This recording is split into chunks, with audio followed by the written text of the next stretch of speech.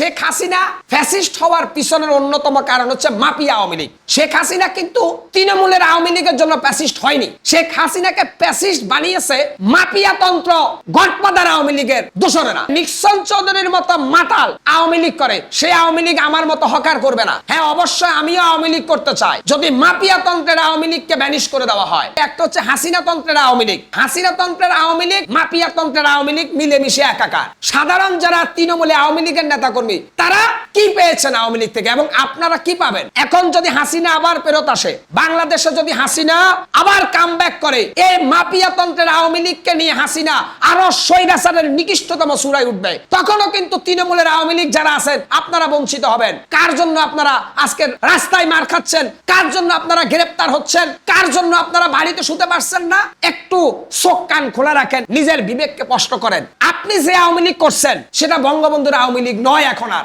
আপনি যে আওয়ামী লীগকে ভালোবাসতেছেন সেটা মাওলানা আব্দুল হামিদ খান ভাসানীর আওয়ামী লীগ নয়, সেটা হাসিনা তন্ত্রের আওয়ামী লীগ, সেটা হিন্দুত্ববাদের দালালদের আওয়ামী লীগ, সেটা ভারতীয় রয়ের আওয়ামী লীগ। মাওলানা আব্দুল হামিদ খান ভাসানী যখন তিনি আওয়ামী লীগ প্রতিষ্ঠিত করেছিলেন, এই আওয়ামী লীগ ছিল অন্য বস্ত্র বাসস্থান বাংলাদেশের মাটিতে প্রতিষ্ঠিত করার আওয়ামী লীগ। মজলুম জননেতা বলা হতো ভাসানীকে, যিনি আওয়ামী লীগের প্রতিষ্ঠাতা তাকে মজলুম জননেতা কেন বলা হতো? এই আওয়ামী লীগ ফাইজার ও বিএমডব্লিউ মালিকদের আওয়ামী লীগ ছিল না। এই আওয়ামী লীগ ছিল ঠেলাওয়ালাদের আওয়ামী লীগ, ব্যানালার আওয়ামী লীগ, রিকশাওয়ালার আওয়ামী লীগ। যে আওয়ামী লীগ ছিল ভাসানীর আওয়ামী লীগ, বঙ্গবন্ধুর আওয়ামী লীগ, ওই আওয়ামী লীগ ছিল আমার মতো হকার, রিকশাওয়ালা, কামলা, ওদের আওয়ামী লীগ। এরা বলেছিল পেট ভরে ভাত খাবো, নৌকা মার্কায় ভোট দেবো।